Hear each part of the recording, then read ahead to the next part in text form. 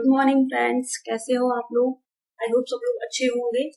तो आज हम लोग देखेंगे मौर्य काल की प्रशासनिक व्यवस्था में। इसके पहले हम लोगों ने मौर्य काल के कुछ शासकों के बारे में देखा था, ठीक है, और उनके बारे में हम लोगों ने विस्तृत अध्ययन किया था। अब आगे हम लोग आज से प्रशासनिक व्यवस्था और समाज के बारे में देखते हैं कि कैसा समाज था, कैसी प्रशासनिक व्यवस्था थी। क्योंकि हम लोग अगर हम लोग को जैसे कि हम लोग को गवर्नमेंट सर्विसेज में जाना है, किसी भी एग्जाम को आप लोग कर रहे हैं और पास करना चाहते हैं, चाहे वो सरकारी नौकरी कोई भी पाना चाहते हैं, ठीक है, हर किसी में हमको वहाँ के एडमिनिस्ट्रेशन को एक मतलब इनडायरेक्ट डायरेक्ट रूप से प्रशासनिक व्यवस्था को ही संचालित करना होता है, ठीक है। तो हमें समझना होगा कि जैसा आज हमारा समाज है, जैसा आज हमारा प्रशासन है, क्या ऐसी कुछ बातें थी जो हमारी पहले से होती थी, या आज की बातें जो पहले बातें जो हमारे आज के समाज में लागू होती हैं। तो इन सब बातों को एक मतलब सूक्ष्म अध्ययन की दृष्टि से आपको देखना होगा कि क्या ऐसा कुछ था। तो इसीलिए हम लोग प्रशासनिक व्यवस्था और समाज के बारे में देखेंगे, ठीक है, उसके बारे में जानेंगे। तो आइए हम लोग स्टार्ट करते हैं। हाँ, लेकिन इसके पहले हम लोग लेक्चर स्टार्ट करें उसके पहले आप लोग वीडियो सब्सक्राइब कर लीजिए, चैनल सब्सक्राइब कर लीजिए और वीडियो लाइक कर दीजिए, ठीक है, और शेयर भी कर दीजिए। तो आइए हम लोग देखते हैं जो है हमारा मौर्य साम्राज्य की प्रशासनिक व्यवस्था क्या थी। और यहाँ से देखते हैं, मौर्य प्रशासन लोक कल्याणकारी राज्य की अवधारणा पर आधारित है, गुड गवर्नेंस।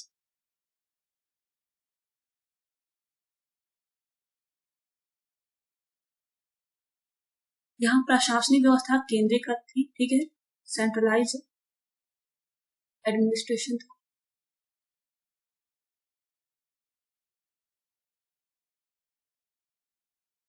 परंतु निरंकुशता नहीं थी। केंद्रीकृत प्रशासनिक व्यवस्था थी परंतु निरंकुश नहीं थी, ठीक है, याद रखिएगा, निरंकुश नहीं थी। इसका मतलब है राजा की मर्जी नहीं चलती थी, राजा को नियंत्रित करने के लिए कुछ मंत्रियों की नियुक्ति की जाती थी, ठीक है, जिनके ही सुझाव पर या जिनसे परामर्श लेकर ही राजा कार्य करता था, ठीक है। लेकिन हाँ, केंद्रीकृत थी, इसका मतलब कि जो सर्वोच्च शक्ति होती थी वो राजा का होता था, मतलब राजा जो होता था वो ही सर्वोच्च न्यायाधीश होता था। फिर उसको वो कई बातों पर ऐसा होता था कि जैसे आज के जमाने में वीटो कर सकते थे, ऐसे ही उसका था, कुछ बात होता था जो कि उसकी मान्य होती थी, ठीक है। तो केंद्रीय प्रशासनिक व्यवस्था थी लेकिन निरंकुशता नहीं थी, ठीक है। और कौटिल्य राज्य की सप्तांग विचारधारा को प्रतिपादित करता। सप्तांग विचारधारा मतलब कि राज्य के 7 अंग थे, कौन कौन से थे। तो सबसे पहले राजा होता था, ठीक है, राजा के नीचे अमात्य होते थे। अमात्य कौन होते थे? अमात्य जो होते थे कि राजा के जो प्रशासन में जो कुछ मंत्री वगैरह होते थे, जो उच्च पदों पर आसीन मंत्री होते थे, उन्हीं को अमात्य बोला जाता था मौर्य काल में। उसके बाद होता था जनपद, जनपद के नीचे होता था दुर्ग,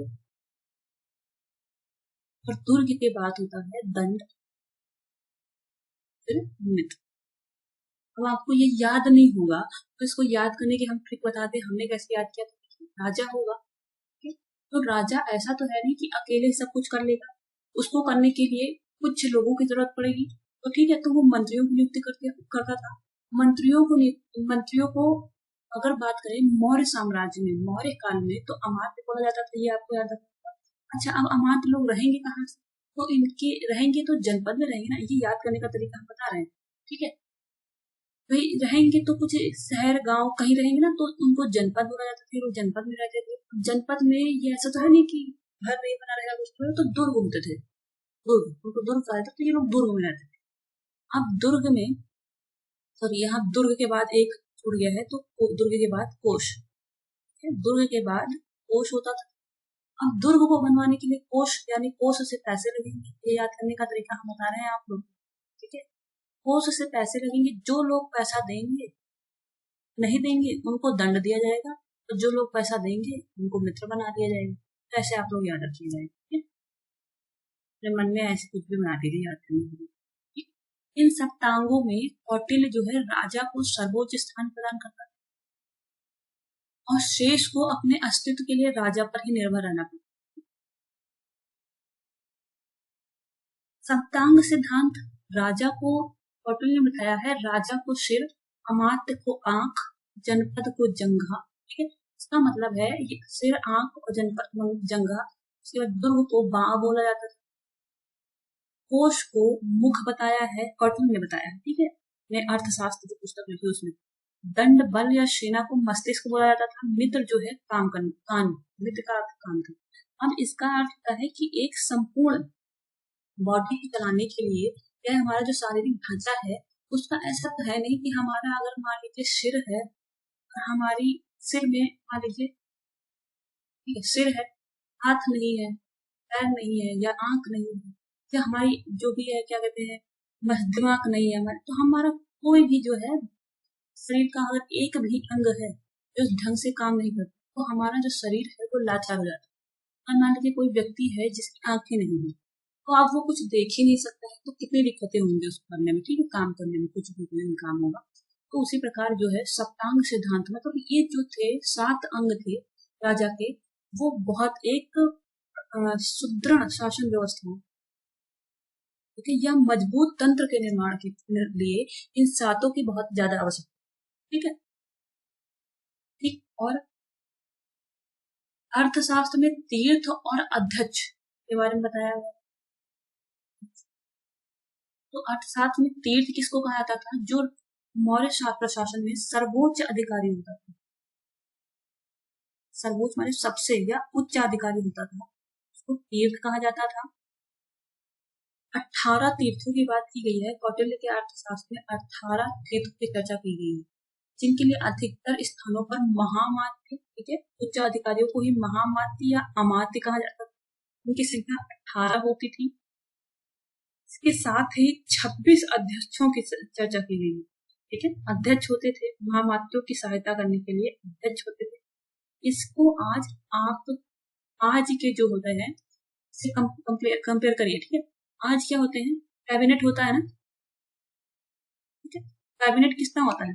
कैबिनेट 12 से 15 जो है विशिष्ट जो मंत्रालय है हमारे, जैसे गृह मंत्रालय हो गया, ठीक है, और मान लीजिए सैन्य मंत्रालय हो गया, जो भी सारे हैं, राजस्व मंत्रालय हो गया, इसके जो बड़े बड़े मंत्री होते हैं वो कैबिनेट में होते हैं, ठीक है, तो महामात्य हो गए। उसके बाद इनकी सहायता करने के लिए राज्य मंत्री और क्या कहते हैं स्वतंत्र प्रभार मंत्री और जो अन्य मंत्री परिषद के जो सदस्य होते हैं, ठीक है, मंत्री परिषद से ही निकल के बनता है कैबिनेट। तो इसमें अन्य मंत्री जो होते हैं उनको समझ सकते हो आप अध्यक्ष के रूप में, तब मौर्य काल के अध्यक्ष के रूप में। तो इसी तरीके की व्यवस्था तब भी थी, ठीक है। अब कुछ तीर्थों की बात करते हैं। तो तीर्थ जो होते थे बहुत सारे 18 थे, लेकिन इसमें कुछ ही हमने रखा है जो आपको एग्जाम में पूछा जाता है। पुरोहित, सबसे पहले पुरोहित की बात करें तो ये धर्माधिकारी होता था। पुरोहितों की बात आपने भी अगर आज भी बात करें तो गाँव में सुना होगा कि पुरोहित है। पूजा पाठ में जो थोड़ा सा, अगर आप श्रावस्ती साइड में चले जाएं जहाँ पे अभी उतना विकास नहीं हो सका है, ठीक है, तो वहां पे जो धर्माधिकारी पूजा पाठ करने का जो काम करते थे उनको पुरोहित बोला जाता था, ठीक है। या प्रधानमंत्री, तब के जमाने में प्रधानमंत्री, ठीक है। उसके बाद सेनापति, सेनापति तो हम सबको पता है, सीरियल पिक्चर में देखते होंगे कि युद्ध विभाग का जो मंत्री होता था उसको सेनापति बोलते थे, ठीक है, यानी सेना का जो मुख्य जो लीडर होता है उसी को सेनापति बोलते हैं। तो युद्ध विभाग का जो मंत्री था उसको सेनापति बोलते थे। समाहर्ता क्या होता है? समाहर्ता होता था जो राजस्व विभाग का मंत्री होता था, ठीक है, राजस्व विभाग का मंत्री या प्रधानमंत्री। प्रधानमंत्री मतलब वही मुख्य अध्यक्ष, तो मंत्री या अध्यक्ष एक ही बात, या प्रधानमंत्री। प्रवेष्टा क्या होता था? फौजदारी मामलों का जो है न्यायाधीश होता था, जिसको कमिश्नर कहते थे। प्रवेष्टा, आप रखिएगा, बहुत इंपॉर्टेंट है। कर्मांतिक, उद्योगों और कारखानों का निरीक्षक होता था कर्मांतिक। व्यावहारिक किसको कहते थे? दीवानी मामलों प्रमुख न्यायाधीश थे। इसमें जो है न्यायालय की बात करें तो ये न्यायालय 2 भागों में बटा था मौर्य काल में। धर्म शोधन, नहीं, धर्म स्थीय और कंटक शोधन। कंटक शोधन जो है फौजदारी मामलों का, न्यायालय होता था। और धर्म स्थलीय जो है ये दीवानी मामलों, व्यावहारिक जो होता था ये दीवानी मामलों का न्यायाधीश होता था। व्यावहारिक, ठीक है। और प्रतिष्ठा फौजदारी मामलों का। उसके बाद दीवानी मामलों में जैसे कोई दहेज का मामला हो गया, विवाह का कोई मैटर हो गया, ठीक है, तो इसका जो सुनवाई होता था वो धर्म स्थलीय में होती थी। राजा सर्वोच्च न्यायालय होता था, ठीक है। और जो कंटक प्रतिष्ठा या फौजदारी जो कंटक शोधन जो है न्यायालय होता था उसमें मारपीट, चोरी, डकैती का जो कोई मामला होता था वो इसमें आता था, ठीक है। आगे देखते हैं दुर्गपाल क्या होता था। राजकीय दुर्ग का संरक्षक होता था। दुर्ग से दुर्गपाल से दुर्ग रक्षकों का जो अध्यक्ष होगा वही दुर्गपाल हो जाए। द्वारिक जो होता था राजमहलों की देखभाल करता था। द्वारिक मतलब कि द्वार जो रक्षा करता था, द्वारपाल, उसी को राजमहलों की देखरेख करने वाला प्रधान बोला जाता था। मंत्री परिषदाध्यक्ष यानी मंत्री परिषद का अध्यक्ष, तो नाम ही से पता चल रहा है। कुछ अध्यक्ष होते थे मौर्य प्रशासन के, कुछ अध्यक्ष होते थे जैसे अरण्याध्यक्ष। तो अरण्याध्यक्ष होता था ये वाणिज्य विभाग का अध्यक्ष होता था, ठीक है, या मॉप तौल का अध्यक्ष होता था। पर्ण मतलब किससे होता था? पर्ण का संबंध व्यापार और वाणिज्य से था। व्यापार या वाणिज्य, जो पर्ण लोग थे व्यापारी और वाणिज्य लोग ये पर्ण का प्रयोग करते थे, ठीक है, लेन देन के लिए। तो इसीलिए इसका जो पर्ण अध्यक्ष होता था वह माप तौल का अध्यक्ष होता था और व्यापार और वाणिज्य से संबंधित रखता था। सोना अध्यक्ष बोचड़ खाने का अध्यक्ष होता था, ठीक है। शराब या मदिरा का अध्यक्ष, एक के बाद है। कृपया अध्यक्ष, कृपया अध्यक्ष जो होता था वन और सिंचाई विभाग, कताई बुनाई का विभाग का अध्यक्ष होता था। लोहा अध्यक्ष, लोहा अध्यक्ष तो लोहा धातु होती तो धातु विभाग का अध्यक्ष हो जाएगा, ठीक है। और इसी से पैसा बनता था तो टकसाल विभाग का अध्यक्ष हो जाएगा। मुद्रा अध्यक्ष जो है पासपोर्ट विभाग का अध्यक्ष होता था। जहाजरानी विभाग का अध्यक्ष होता था। उसके बाद वित्तीयता अध्यक्ष चारागाह का अध्यक्ष होता था और अन्य अध्यक्ष बंदरगाहों का, से आपको पता ही चल रहा है बंदरगाहों का अध्यक्ष शुल्क और चुंगी लेता था। देवता अध्यक्ष धार्मिक संस्थान का अध्यक्ष, देवता से धर्म पता ही चल जाएगा, धर्म के बारे में बात हो रही है। मौर्यकालीन प्रांतों की बात करते हैं। जो मौर्यकालीन साम्राज्य था, साम्राज्य को 4 प्रांतों में बांटा गया, ठीक है। साम्राज्य को 4 प्रांतों में बांटा गया था। उत्तरापथ, दक्षिणापथ, ठीक है। और उत्तरापथ की राजधानी जो थी, उत्तरापथ मतलब उत्तर का रास्ते, उत्तर के जो मार्ग थे, उत्तरापथ मतलब उत्तर का जो मार्ग था, उत्तर का जो हिस्सा था, उत्तर का जो क्षेत्र था, कुछ भी कह सकते हो, ठीक है। इसकी जो राजधानी थी वो तक्षशिला थी।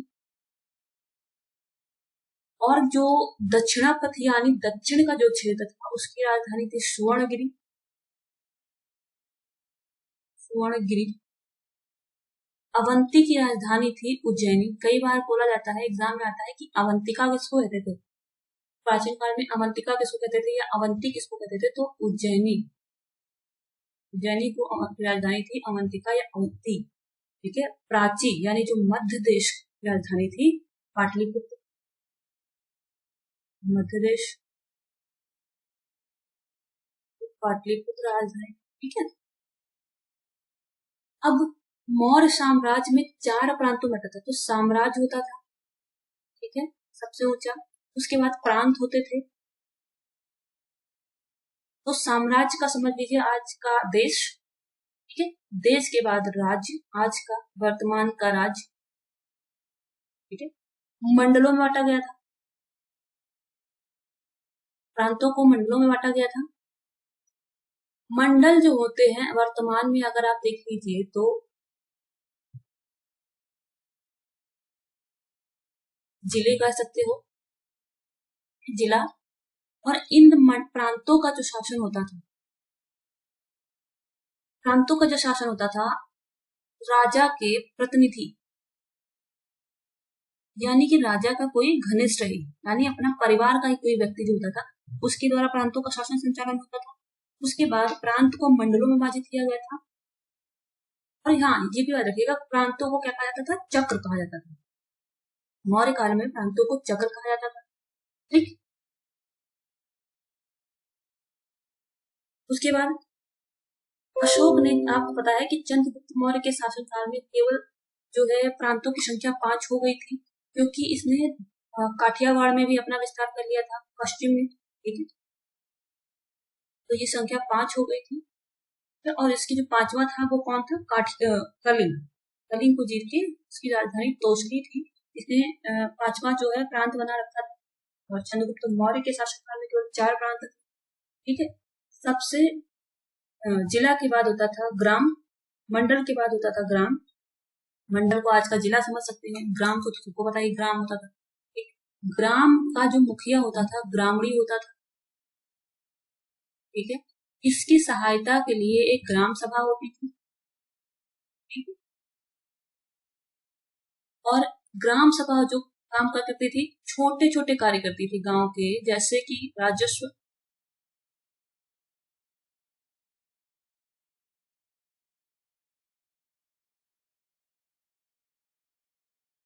देखिए मुखिया क्या होता था? ग्रामीण।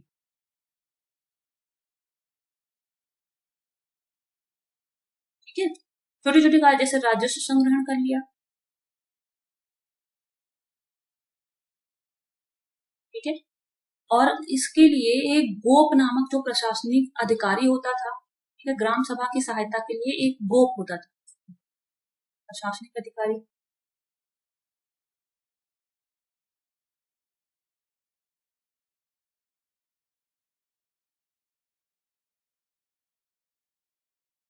ठीक है, जो इनकी सहायता करता था। ठीक है, राजस्व वगैरह एकत्रित करने के लिए ग्राम सभा की सहायता करता था।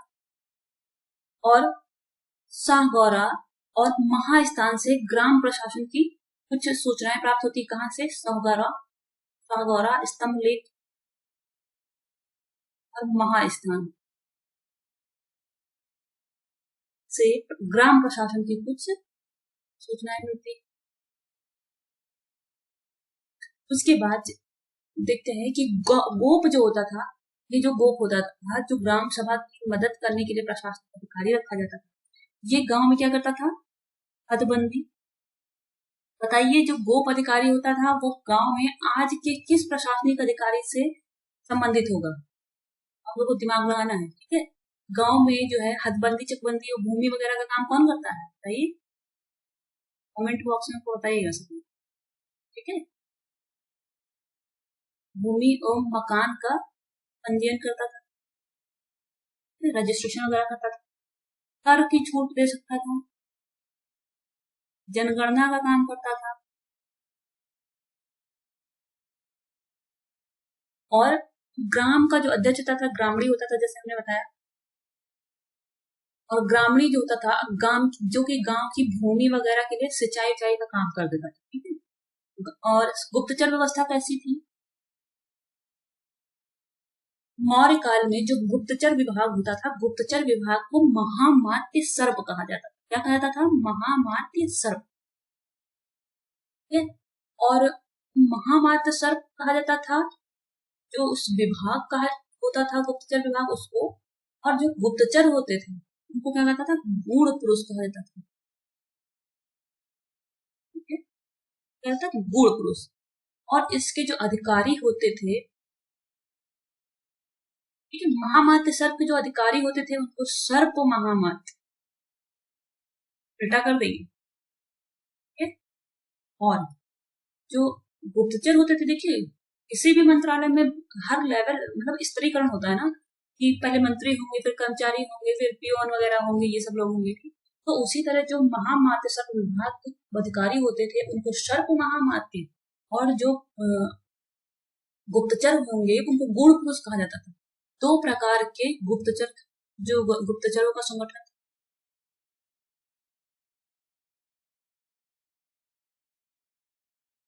ठीक है, एक थी संस्था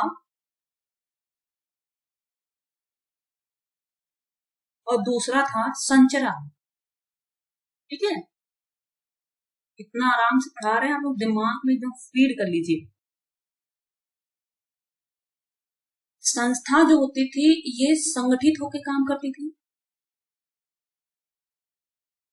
आज का रॉ, ठीक है, सीबीआई, और जो संचरा जो होती थी ये घुमक्कड़ होते थे।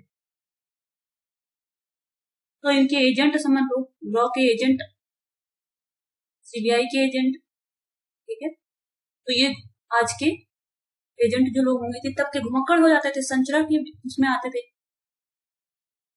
गुप्तचर के अलावा शांति व्यवस्था बनाए रखने और अपराधों की रोकथाम के लिए पुलिस भी होती थी। ठीक, गुप्तचर तो होते थे लेकिन नगरों में या ग्रामों में शांति व्यवस्था के लिए एक पुलिस व्यवस्था भी की गई थी। पुलिस को क्या कहता था, रक्षा करने का काम करता। समाज के बारे में देखते हैं। ये टॉपिक ऊपर होना चाहिए था हालांकि, लेकिन नीचे आ गया तो कोई बात नहीं।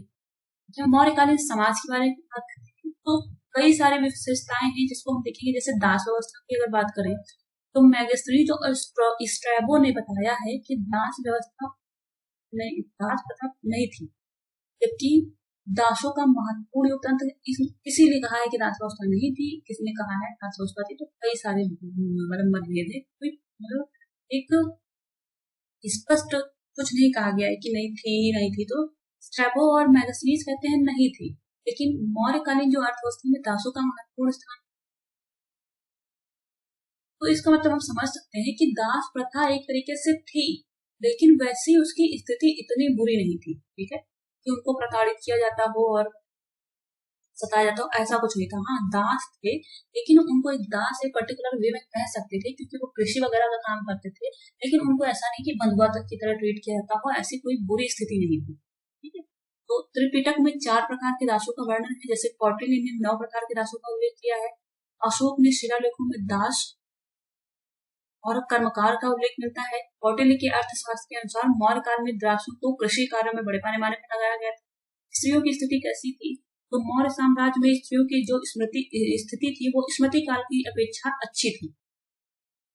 पुनर्विवाह और नियोग की अनुमति थी। ठीक है, नियोग हमने आपको बताया था कि अगर जो 2 भाई हैं, अगर बड़ा भाई से विवाह होता है और उसे संतान नहीं होती है तो उसकी पत्नी को अपने छोटे भाई यानी देवर के साथ पुत्र प्राप्ति के समय तक जो है उसके साथ रहना पड़ेगा। तो ये नियमित प्रकार के पुनर्विवाह आपको सबको पता है कि विधवा होने के या विधवा विधवा विधवा विवाह कह सकते हो, एक ही बात है। स्त्रियों को प्रशासन में शामिल किया जाता था, प्रशासन में भाग लेती थी स्त्रियां। स्त्री और पुरुष दोनों को तलाक लेने का अधिकार था। तो जो कौटिल्य है, चाणक्य है, उन्होंने मोक्ष कहा है, तलाक को मोक्ष कहा है। ठीक है, और कौटिल्य ने मोक्ष, हाँ देखो नीचे लिखा हुआ है मोक्ष शब्द का प्रयोग किया। उसके बाद मौर्य समाज में विधवा विवाह प्रचलित था। पुनर्विवाह या विधवा विवाह एक ही बात है। कुछ विधवाएं स्वतंत्र रूप से जीवन यापन करती थी। ठीक है, कुछ विधवाएं जो है वो विवाह नहीं करती थी, उनको छंदवासिनी कहा जाता था। वैश्यावृत्ति की प्रथा प्रचलित थी, याद रखिएगा, वैश्यावृत्ति थी लेकिन पर्दा प्रथा नहीं था। राजकीय संरक्षण भी प्राप्त था, जैसे आज भी राजकीय संरक्षण प्राप्त है। और स्वतंत्र रूप से वैश्यावृत्ति करने वाली जो स्त्रियां होती थी उनको रूपजीवा क्या कहते थे, रूपजीवा कहते थे।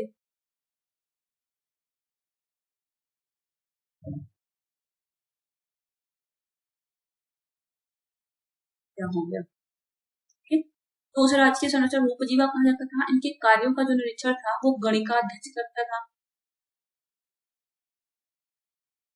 सम्भ्रांत घर की जो स्त्रियां होती थी घरों में ही रहती थी, और कौटिल्य ने किसी भी स्त्री को अनिष्कासनी कहा है। मतलब हाँ सर, जो सम्भ्रांत घर की जो स्त्रियां होती थी वो घरों में रहती थी। कौटिल्य ने जो सम्भ्रांत घर की स्त्रियां होती थी वो घर से बाहर नहीं निकलती थी, तो अनिष्कासनी मतलब बाहर ना निकलने वाली। मौर्य काल के बारे में कुछ यूनानी लेखकों ने उत्तर सैनिकों की स्त्रियों के सती होने का प्रमाण लिखा। अब सती प्रथा की बात करें तो सती प्रथा के बाद जो है अर्थशास्त्र में इसका कोई प्रमाण नहीं मिला है, लेकिन यूनानी लेखक जो है वो कहते थे कि शायद ये प्रथा थी।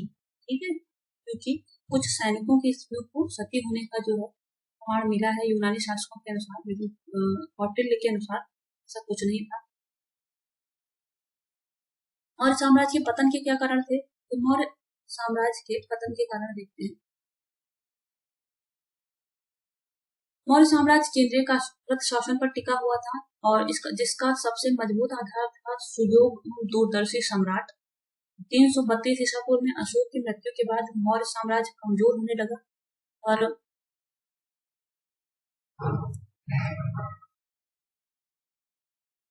लगभग 185 ईसा पूर्व में अंतिम मौर्य शासक बृहद्रथ की हत्या कर दी थी। किसने कर दी थी? पुष्यमित्र शुंग ने कर दी थी। और आर्थिक संकट व्यवस्था का होना भी पतन के कारणों में महत्वपूर्ण माना जाता है। पतन के कई कारण हो सकते हैं, जैसे कि अयोग्य, निर्बल और अदूरदर्शी उत्तराधिकारी। जो आगे के उत्तराधिकारी आए वो अशोक के बाद, वो उतने योग्य नहीं थे, उन्होंने शासन को उतने अच्छे से नहीं संभाल सके। ठीक है, प्रशासन का अत्यधिक केंद्रीकरण हो चुका था। ठीक है, एडमिनिस्ट्रेशन बहुत सेंट्रलाइज था। राष्ट्रीय चेतना का अभाव कह सकते हो। आर्थिक और सांस्कृतिक असमानताएं थी काफी। प्रांतीय शासकों के अत्याचार भी बहुत सारे देखे जा रहे थे। करों की अधिकता काफी सारी थी। ठीक है, तो अब यहाँ पे हमारा जो है मौर्यकालीन का प्रशासन और समाज जो है, सामाजिक व्यवस्था जो है समाप्त होती है। अगले में हम देखेंगे कि कला कैसी थी, आर्थिक व्यवस्था क्या थी। ठीक है, तो ये हम नेक्स्ट वीडियो में देखेंगे। तब तक के लिए थैंक यू। और आप लोग प्लीज वीडियो लाइक कर दीजिए और वीडियो जो है और चैनल सब्सक्राइब कर लीजिए, जिससे आप लोग को नोटिफिकेशन मिल जाए कि हमने कब वीडियो डाला है। ठीक है, और मुझे एक फीडबैक भी मिलेगा कि हम कैसा बना रहे हैं, जिससे हम अपने में सुधार करके आप लोग को और अच्छा कंटेंट दे सकते हैं। तब तक के लिए थैंक यू।